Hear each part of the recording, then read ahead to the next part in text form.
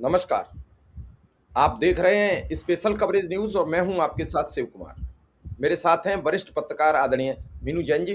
स्वागत और अभिनंदन। आज आखिरकार तमिलनाडु में मुख्यमंत्री पद का शपथ ग्रहण हो गया। उलझते सुलझते लटकते पटकते झटकते मैं तो ये हैरान हूं किस तरीके से राज्यपाल ने उनका नाम लिया होगा कि मैं राज्यपाल तमिलनाडु विजय का नाम मुख्यमंत्री पद के लिए प्रस्तावित करता हूं और वो आए शपथ ग्रहण कर। अपार जनसमूह मंच पर राहुल गांधी मौजूद हैं। ये सैलाब देखकर दक्षिण भारत से अब एक क्रांति की लहर पूरे देश में निकलने वाली है। आपने देखा कि राहुल गांधी ने केरल से कन्याकुमारी तक की यात्रा की और उसके बाद कांग्रेस सत्ता के नजदीक जाते जाते बची अगर इंडिया गठबंधन के लोगों ने गड़बड़ियां ना की होती। अरविंद केजरीवाल अपनी जिद पर ना अड़ते, ममता बनर्जी अपनी जिद पर ना अड़ती और नीतीश कुमार कूद कर ना भागते तो आज नरेंद्र मोदी इस देश के प्रधानमंत्री नहीं होते। मैं 100% कह रहा हूं।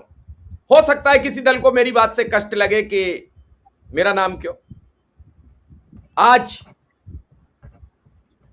वोट चोरी की सब लोग कह रहे हैं, ईवीएम की सब लोग कह रहे हैं, लेकिन संविधान और लोकतंत्र की सरेआम हत्या हो रही है, कुचला जा रहा है, इस पर कोई नहीं बोल रहा है।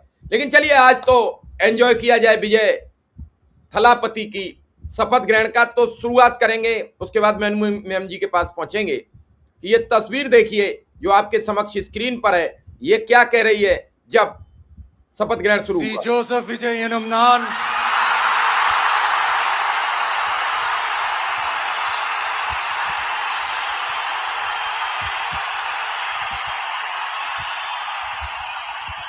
சட்டப்படி அமைக்கப்பெற்ற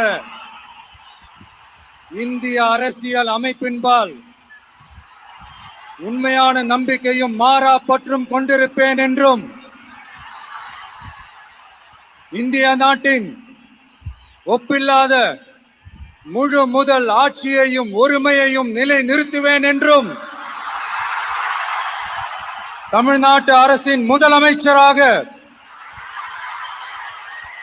உண்மையாகவும் உளச்சான்றின்படியும் என் கடமைகளை நிறைவேற்றுவேன் என்றும் அரசியல் அமைப்பிற்கும் சட்டத்திற்கும் இணங்க அச்சமும் ஒருதலை சார்பும் இன்றி விருப்பு வெறுப்பை விலக்கி பலதரப்பட்ட மக்கள் அனைவருக்கும் நேர்மையானதை செய்வேன் என்றும் ஆண்டவன் மீது ஆணையிட்டு உறுதிமொழிகிறேன்।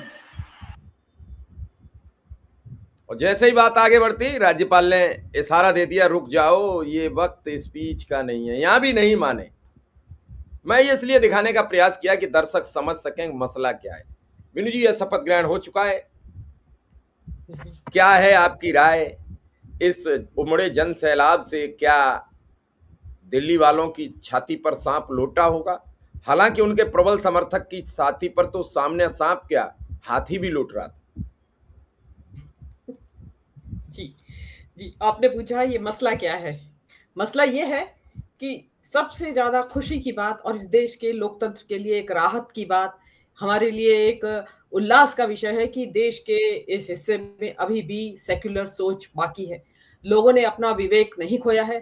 पब्लिक किसी धार्मिक उन्माद के वशीभूत होकर एक दूसरे समुदाय के ऊपर कीचड़ नहीं उछाल रही है। मारकाट का माहौल नहीं है। सर्वधर्म संभाव का माहौल यहाँ पे दिखाई दे रहा है। जिस तरीके से टीके जोसेफ विजय, इनका नाम एक्चुअली चंद्रशेखर जोसेफ विजय है और ये जो 51 साल की इनकी उम्र है और पेशे से ये एक फिल्म स्टार रहे हैं। इनका वही ठसका है तमिल फिल्मों में जो कि हमारे यहाँ इधर शाहरुख खान का है। उसके बराबर समकक्ष ठहरते हैं नेहरू स्टेडियम चेन्नई में ये इनका शपथ ग्रहण समारोह हो रहा है। इसमें आप देखेंगे कि भीड़ का उल्लास देखते ही बनता है। और जैसे ही जोसेफ विजय कहते हैं कि सी जोसेफ एनुमनान, वो पब्लिक जो है वो पागल हो जाती है, एकदम उन्माद में आ जाती है एकदम। और किलकारियां, मतलब आपने देखा होगा पूरा गुंजायमान हो गया स्टेडियम। क्यों हो गया? क्योंकि इसमें सी विजय ने जो शपथ ली उसमें उनको सी विजय जोसेफ विजय नाम उनका है, लेकिन उन्होंने एनम नान जो लगाया है, नान से तो मतलब मैं है, लेकिन जो अपनी फिल्मों में और या अपने जो फिल्मी प्रोग्राम्स थे उनमें जब एंट्री लेते थे तो वो ये ही डायलॉग से कि सी जोसेफ जिस नाम से मुझे दुनिया जानती है, ये कहते थे वो। और जो पब्लिक थी वो जो वाक्य वो बोलते थे फिल्मों में या फिल्मी प्रोग्राम्स में, एन्नुम सी विजय एन्नुम नान, और पब्लिक जो है वो उससे उनको तुरंत याद आ गया, वो जिस वजह से उनको वो इनके दीवाने बने शुरुआती दौर में। और ये पब्लिक ने जो जिस तरीके से शांत नहीं हुए, काफी जो उत्साह, और समझ में आता है उत्साह उनका। देखिए ये विजय जो मुख्यमंत्री बने हैं, इनका मुख्यमंत्री के लिए लड़ने से पहले, इलेक्शन लड़ने से पहले, पॉलिटिकल पार्टी बनाने से पहले इनके पूरे तमिलनाडु में फैन क्लब्स थे, और इन्होंने 2 साल पहले ही वो जो फैन क्लब्स थे उनको संगठन की, जो किसी भी राजनीतिक दल का जो संगठन होता है उसकी इकाई की तरह उनका संगठन कर दिया था कि अध्यक्ष ये है फैन क्लब का, ये महासचिव है फैन क्लब का, ये कार्यकारिणी है फैन क्लब की। वो जो फैन क्लब्स थे उनको इन्होंने अपने राजनीतिक दल के संगठन में तब्दील कर दिया। यही वजह है कि 2 साल के इस छोटे से समय में इतनी भारी सफलता इनको मिली, क्योंकि जो फैन क्लब्स सालों से मौजूद थे और वो राजनीतिक दल के एक इकाई के तौर पे जब काम करने लगे तो उनको कोई बहुत ज्यादा मेहनत नहीं करनी पड़ी अपना संगठन बनाने के लिए। और जिनके दिमाग में अभी शक है कि संगठन तो होगा नहीं राजनीतिक दल का, अभी तो संगठन ही बनाने में टाइम लगेगा, नहीं, इनको कोई टाइम नहीं लगेगा। इनके जो फैन क्लब्स हैं वो ऑलरेडी पूरे तमिलनाडु के जिलों में, ब्लॉक में और ग्राम स्तर तक इनके संगठन ऑलरेडी बने हुए हैं, फैन क्लब बने हुए हैं, जो कि संगठन में तब्दील पहले ही हो चुके थे, और अब जो है वो अब दुगने जोर शोर से इनके लिए काम करेंगे। ये तो रही इनके बात। अब जरा प्रोग्राम की बात कर लें। देखिए प्रोग्राम में ये जो विजय है, देखिए सब उनको बड़े क्लोजली ऑब्जर्व कर रहे थे। जो मैंने ऑब्जर्व किया, मुझे तो धीर गंभीर और शांत जैसे नजर आए, बड़े मतलब इतना पब्लिक शोर मचा रही थी। नहीं तो आपने कल ही देखा था बंगाल में साष्टांग लेमलेट हो गए थे पूरे स्टेज पे, हाथ और ये वो जोड़ जोड़ के उन्होंने, मतलब पूरे उस पे पूरा मजमा जोड़ रखा था। ऐसा कुछ नहीं था, बड़े ग्रेसफुली, बड़े गरिमा के साथ जो भी अप्लॉज आ रहा था, पब्लिक की जो तालियां किलकारियां आ रही थी, उनको बड़े शांत भाव से वो जज्ब कर रहे थे। आपने देखा होगा, अगर जिन्होंने लाइव टेलीकास्ट देखा उनका, तो बहुत देर तक 10 मिनट तक वहां इसी तरीके का नारे लगते रहे, पब्लिक अपनी उल्लास भरी किलकारियां मारती रही और विजय बिल्कुल शांत भाव से बैठे रहे, इक्वानिमिटी जिसको बोलते हैं। तो उससे लगता है कि जो ये है, कोई जल्दबाजी में ऐसा कोई निर्णय वो लेने वाले नहीं है। लेकिन इसमें जो आपने देखा, इसमें 9 मंत्रियों ने उनके साथ शपथ ली है, उसमें सभी दलों के मंत्री हैं। कौन कौन से दलों ने इनका साथ दिया है, दर्शक जानना चाहेंगे। उसमें कांग्रेस जो वो पार्टी थी जिसने सबसे पहले इनका नाम डिक्लेयर होते ही, जब इन्हें पता चला कि इनको मिल गया है बहुमत, तो इंडियन नेशनल कांग्रेस पहली पार्टी थी जिन्होंने अपने 5 सदस्यों का इनको समर्थन दिया। उसमें सीपीआई ने समर्थन दिया है, सीपीआईएम ने समर्थन दिया है, वीसीके ने और आईयूएमएल ने समर्थन दिया है। आप देख रहे थे पिछले 4-5 दिनों से यही नाम आ रहा था, वीसीके पीछे हट गया, आईयूएमएल पीछे हट गया, वो आगे आ गया, वो पीछे हट गया, सीपीएम ये कह रही है। कांग्रेस का तो खैर स्थिर रहा, बाकी सबका चलता रहा, और ये लगा कि शायद विजय के शपथ ग्रहण में काफी रोड़े अटकाए जा रहे हैं।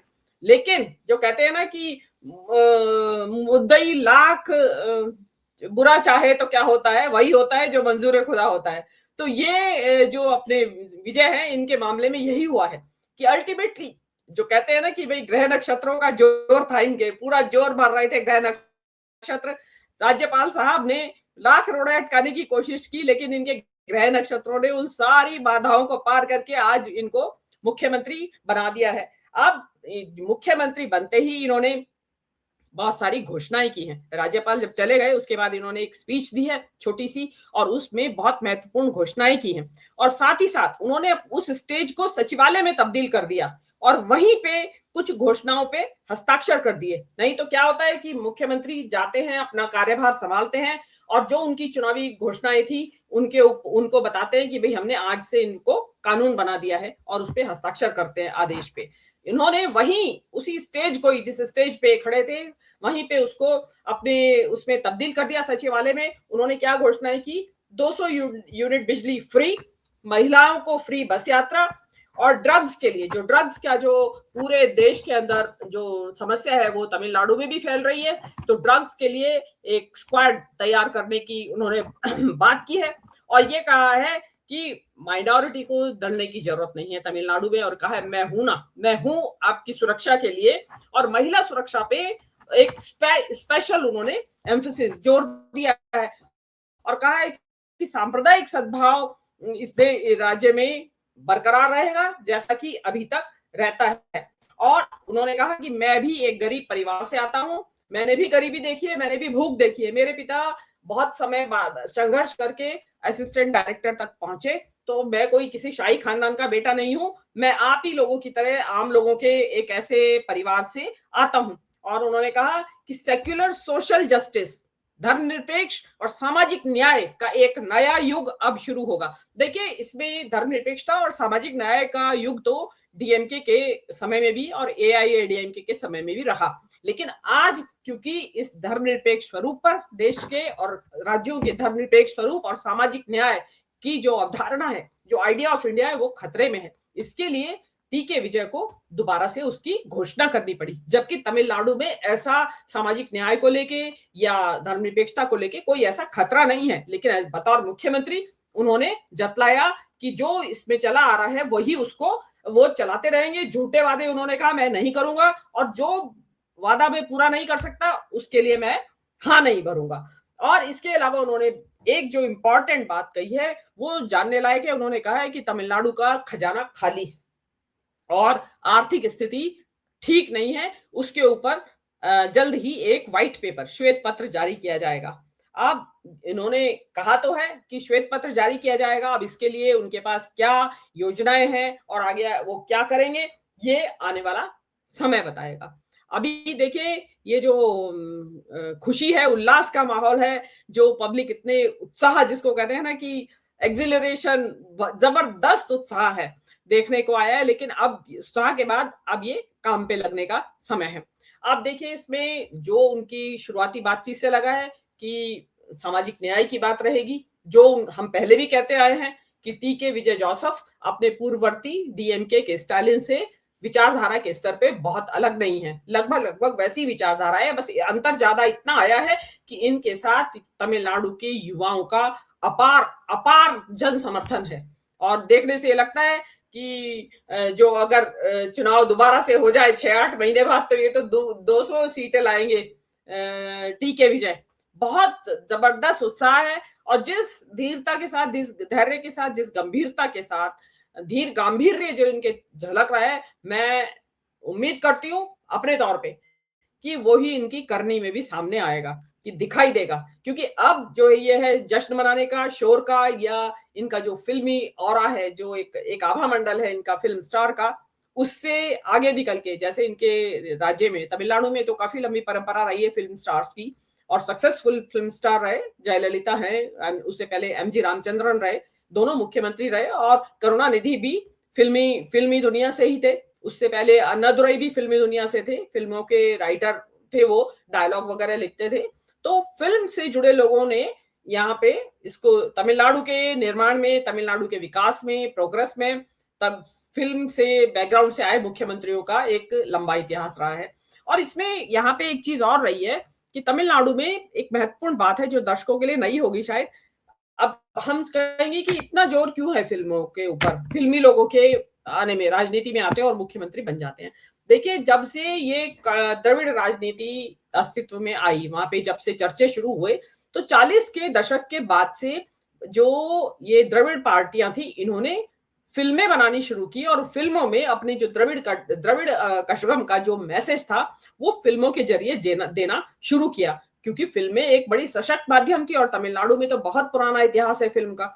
तो वो जो फिल्म स्टार, जो लोग राजनीति में कूदना चाहते थे, उन्होंने फिल्मों को जरिया बनाया। उसमें चाहे एमजी रामचंद्रन रहे हो, जयललिता रही हो, करुणानिधि रही हो, अन्नादुरई रही हो, वो फिल्मों के जरिए आए, और उसके बाद उन्होंने फिल्मों में द्रविड़ राजनीति का परचम लहराया। और फिर वहां से जब उसमें ये जो उसके बाद जो लोगों ने एक्सेप्ट किया उसको और फिल्म स्टार्स को इस वजह से मान्यता मिलती रही। इसी तरीके से ये जो आपके टी विजय हैं, इनकी फिल्मों में भी बहुत ज्यादा इसी तरह का सामाजिक सद्भाव का और सामाजिक न्याय का और धर्मनिरपेक्षता का मैसेज ये लगातार देते रहे। इनकी एक लेटेस्ट फिल्म थी जननायगम बोलते हैं वहां पे, उसको याद होगा, उसको सरकार ने रिलीज नहीं होने दिया था। उसमें भी इसी तरीके का मैसेज था और आपको ध्यान होगा उन्होंने क्यों नहीं रिलीज होने दिया, क्योंकि जननायक आजकल राहुल गांधी को कहा जाता है।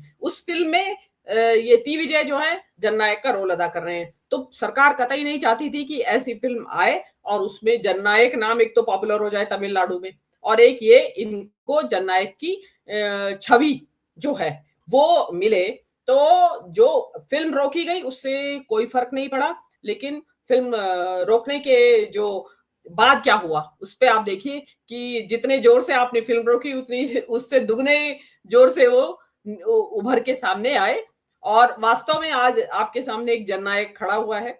अब ये इसके बाद अब जो उनका परफॉर्मेंस होगी उसको देखना पड़ेगा और उसको बिल्कुल रडार पे रहेंगे वो। और क्योंकि उनके सामने देखिए राजनीति के रूप में, राजनीतिक अनुभव के तौर पे जो आपके टी के विजय हैं वो अभी अनुभवी राजनीतिज्ञ नहीं है, अनुभव की कमी है। लेकिन इसमें एक अच्छी बात है, उनके साथ कांग्रेस का जो गठजोड़ हो गया है उसके वजह से उनको जो कांग्रेस का जो पुराना अनुभव है सरकारें चलाने का, उसका उनको अनुभव मिलेगा। और ये जो आपने देखा होगा जितने भी मंत्रियों ने शपथ ली है उसमें बिल्कुल युवा 50 से 60 के बीच में, 40-30 के भी हैं, यंग लोग हैं, बिल्कुल युवा शक्ति जिसको कि कहते हैं ना, अब समय आ गया है युवा पीढ़ी का।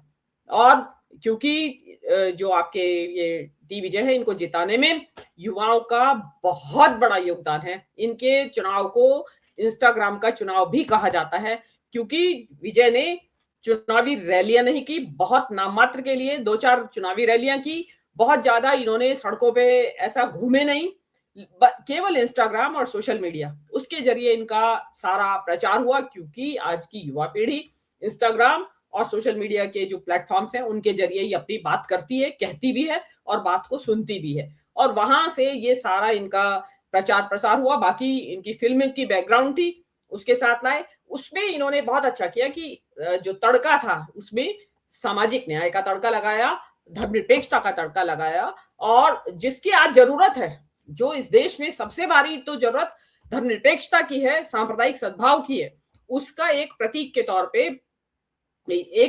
तौर पे जो आपके विजय हैं वो सामने उभर के आए हैं। और जनता को उम्मीदें बहुत ज्यादा हैं, बहुत ज्यादा उम्मीदें हैं। और इसमें मैं कहूंगी थोड़ा केजरीवाल की राजनीति से भी इन्होंने प्रभावित रहे हैं, वहां से भी एक दो वो उठाया है, जैसे 200 यूनिट बिजली फ्री, महिलाओं के लिए बस यात्रा फ्री, और बाकी जो ड्रग्स वगैरह के लिए है वो तो खैर अलग ही है, आते रहेंगे। और देखिए तमिलनाडु में पहले से ही जो जो पब्लिक वेलफेयर स्कीम्स हैं उनकी कोई कमी नहीं है, पहले से ही है। देखिए तमिलनाडु इस देश का दूसरे नंबर का सबसे बड़ी अर्थव्यवस्था वाला राज्य है, पहले नंबर पे तेलंगाना और दूसरे नंबर पे तमिलनाडु। पर कैपिटा इनकम भी तमिलनाडु में दूसरे नंबर पे सबसे ज्यादा है देश के अंदर। तो इसलिए आप इसमें जो है वेलफेयर स्कीम्स, गुड गवर्नेंस, वहां पे जो उन्होंने अपनी जनसंख्या को नियंत्रण में रखा, बहुत बढ़िया शिक्षा सुविधाएं दी, बहुत उम्दा स्वास्थ्य सुविधाएं दी। लेकिन मैम एक सवाल है, राज्यपाल ने बीच में रोका क्यों? ये आखिर क्या था, रोका क्यों? आपने तस्वीर में भी देखा उन्होंने इशारा किया। कम से कम आज तो ये शब्द सब मत करते, इतना जलालत हो चुकी थी दोनों के बीच, चौथे बार की मुलाकात में मुख्यमंत्री पद का रास्ता साफ हुआ, तो कम से कम बोल लेने देते, वो मुख्यमंत्री बन चुका है। जी, राज्यपाल ने एक्चुअली ये पूरे पब्लिक को बता दिया कि मैंने दिल पे पत्थर रख के शपथ दिलाई है इन्हें, मेरे दिल पे बहुत भारी पत्थर रखा हुआ है और इसलिए मुझे शपथ दिलानी पड़ रही है इनके ऊपर। तो वो उन्होंने खुलेआम बता दिया कि मेरी तो इच्छा ही नहीं थी, अनिच्छा से शपथ दिलाई है, मैं तो हालात ने मजबूर कर दिया है या संविधान ने मजबूर कर दिया है मुझे। मैंने तो बहुत कोशिश की कि किसी तरीके से विजय को, क्योंकि जिस तरीके से डिले किया गया इसी बीच में हॉर्स ट्रेडिंग की संभावना रहती है, क्योंकि बिकने के लिए सब तैयार हैं, लेकिन क्योंकि इनका बहुमत बहुत था और जैसा मैंने कहा सितारे बहुत बुलंद थे जिन्होंने जो भी बाधाएं या अड़चन आई सबको पछाड़ते हुए विजय बाहर निकल गए। अभी कहने वाले लोगों का तो ये भी कहना है बड़ा फिल्मी अंदाज में ये हुआ शपथ ग्रहण। अरे होना ही था, फिल्म का स्टार है वो, उसमें थोड़ा बहुत तो तड़का लगेगा ही। अगर ये नेताओं की तरह आ जाते अभी टीका लगा के और साष्टांग जमीन पे लेट जाते और ये पूरे स्टेज के ऊपर जैसे हमारे मोदी जी करते हैं, वो शायद पब्लिक को पसंद ना आता, क्योंकि फिल्म स्टार का जो छवि है उसको लोगों ने पसंद किया है। और फिल्म स्टार ने जो फिल्में की हैं उसमें उसने मैसेज दिया है अपनी राजनीति का। उसकी उनकी फिल्में कमर्शियल भी थी, लेकिन जो होता है ना कि जो एक मुख्य धारा से अलग, जिसको समांतर सिनेमा कहा जाता है, गंभीर सिनेमा, उसमें इन्होंने मैसेज दिया है अपनी पॉलिटिक्स का। तो उसमें होना बहुत जरूरी था। मतलब लोग क्या चाह रहे हैं, जो ये कह रहे हैं कि फिल्मी अंदाज में था, तो फिल्म का अंदाज तो भाई वो फिल्म का एक्टर है। अब उसने शपथ बिना पढ़े बोली है अपनी, वो क्यों बोली? फिल्म के एक्टर को आदत होती है लंबे लंबे डायलॉग याद करके उनको बोलने की, सेट के ऊपर पढ़ के नहीं बोलता है फिल्म एक्टर डायलॉग, याद करने होते हैं फिल्म एक्टर को डायलॉग और उसके बाद बोलता है। अब आप इसको फिल्मी अंदाज कह दें तो ये आपकी अज्ञानता है मेरे हिसाब से। बहुत अच्छी बात है अगर उसने याद करके अपनी शपथ को पढ़ा है और उसको, ये तो उसकी एक तो मेमोरी है की बात है, और दूसरे बहुत अच्छी बात है उन्होंने, जरूरी नहीं है कि किताब में से पढ़ के ही बोले, साथ में तो इसलिए दिया जाता है कि कहीं मिस्टेक ना हो जाए। तो ये जो जनादेश है उसका सम्मान किया जाना चाहिए। और आप ये देखिए कि एक राज्य में कोशिश तो भरपूर हो रही थी कि बीजेपी के एक विधायक के जरिए शपथ दिला दी जाए। आप ये देखिए कि भला है कांग्रेस का, जो उन्होंने सही समय पे सही निर्णय जल्दीबाजी में लिया, सही लिया, लेकिन एक विभाजनकारी शक्ति को राज्य में सत्तारूढ़ होने से रोका। आप अगर कल्पना करिए एडीएम की शपथ ले लेती बीजेपी के सहयोग से, तो आपको कुछ दिनों बाद एडीएम के सारे सदस्य बीजेपी में शामिल हुए मिलते और फिर वहां पे तमिलनाडु में बीजेपी की सरकार आपको मिलती। तो इसको रोका गया, इसके अलावा कोई रास्ता नहीं था। जो लोग जो खुद लोग सेक्युलर हैं, जो सामाजिक न्याय की राजनीति में विश्वास रखते हैं, वो लोग ऐसे डायलॉग मार रहे हैं कि ऐसा फिल्मी वो नहीं देखा। फिल्मी ये बहुत कम फिल्मी था, ये तो और ज्यादा होना चाहिए था फिल्मी। ये तो बड़े शांत गंभीर खड़ा हुआ है बिल्कुल। कौन सा स्टेज के ऊपर उसने 50 चक्कर मार दिए इधर से उधर और हाथ जोड़ के, ये वो जो जनरली करते हैं नेता, वो नेता लाइक तो जरा भी बिहेवियर नहीं है। आपको ये पसंद नहीं आ रहा हो तो ये आपकी मर्जी है, क्योंकि लोगों को वो नॉर्थ इंडिया के जो नकली हाव भाव वाले नेता, नॉर्थ इंडिया के बकैत नेता, फालतू बोलते हैं जो, वो उनको देखने की आदत है, जो चिल्लाते और आमने से पूरे ऐसे ठसके से आएंगे कि जैसे उनके अलावा कोई है ही नहीं दुनिया में, और आजू बाजू वालों को कुछ नहीं समझते। आपने देखा अपने सारे मंत्रियों को गले लगा रहा है वो मुख्यमंत्री। और आज का इनका नॉर्थ वाला हो तो 2 फीट दूर खड़े रहिए। मोदी जी को देखिए, कोई मजाल है कोई मंत्री उनके नजदीक भी आके फटक जाए, मोदी जी लगा सकते हैं अपने मंत्रियों को गले? कभी नहीं लगाएंगे। तो अगर आपको ऐसा मुख्यमंत्री देखने की आदत है तो ये आपकी अज्ञानता है, और आप अभी इसका मतलब दुनिया आपने देखी नहीं है। आप ये देखिए ना कि आपके उत्तर भारत से अलग एक दक्षिण भारत की एक अलग दुनिया है। आप उनको देखिए वो कैसे कर रहे हैं, क्या उनका रेस्पॉन्स है। और देखिए रेस्पॉन्स तो आना था, युवाओं ने वोट दिया है, और ये आगे अगर ये चलन चलता चला गया हर राज्य में, देखिए हर राज्य में इस तरह के युवा नेता हैं जिनको की राजनीति में है वो, लेकिन वो अभी उनको वो नहीं मिली है, जो कहते हैं ना एक्सेप्टेंस, स्वीकार्यता नहीं मिली है।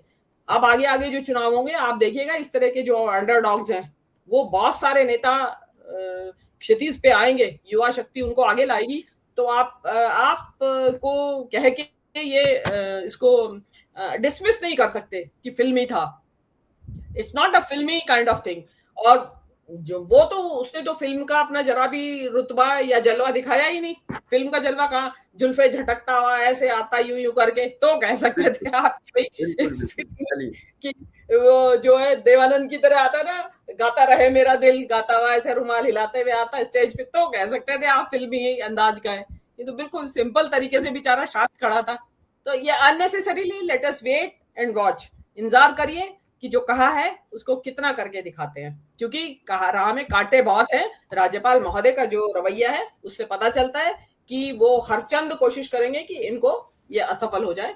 उम्मीद करते हैं कि राज्य में एक सामाजिक न्याय की जो धर्मनिरपेक्ष सेक्युलर आवाज है, वो राज करे, लोगों की इच्छाओं पे, लोगों की उम्मीदों पे खरा उतरे। जी। चलिए, आपने इतनी बड़ी दर्शकों को जानकारी दी है, दर्शक समझे भी। फिलहाल विजय का शपथ ग्रहण समारोह संपन्न हो गया है। राहुल गांधी और ये उमड़ा समूह ये कह रहा है कि विजय तुम आगे बढ़ो, हम तुम्हारे साथ हैं। इस जन समूह को जो दक्षिण से उठा है, केरल से उठा, तमिलनाडु से उठा, कर्नाटक से उठा, तेलंगाना से उठा, 4 राज्य कांग्रेस समर्थित और शासित हो गए, 3 कांग्रेस के अपने, चौथा में सहयोगी दल हो गया, हिमाचल हो गया कांग्रेस के पास, और झारखंड, यानी 6 राज्यों में अब कांग्रेस अपना परचम लहराती दिख रही है। अब आगे कैसे बढ़े? इन 6 राज्यों के बाद अगर 5 हिंदी भाषी बेल्ट के राज्यों में कांग्रेस अपना परचम फहरा लेती है तो फिर कांग्रेस के लिए राह आसान होगी। और इसके लिए आने वाले टाइम में उसके पास उत्तर प्रदेश जैसा बड़ा राज्य है, उसके पास उत्तराखंड जैसा राज्य है, उसके पास गोवा है, उसके पास पंजाब है, और उसके पास मिजोरम है। उसके बाद फिर आने पर उसके पास छत्तीसगढ़ होगा, मध्य प्रदेश होगा, राजस्थान होगा, फिर तेलंगाना होगा। तो बहुत सारी चीजें हैं। अब देखना है, इधर बीजेपी का परचम लगातार बढ़ रहा है, लेकिन ये दक्षिण से उमड़ा जन समूह ये कह रहा है कि शिक्षित लोग आज भी बीजेपी को स्वीकार करने में इच्छा नहीं रखते।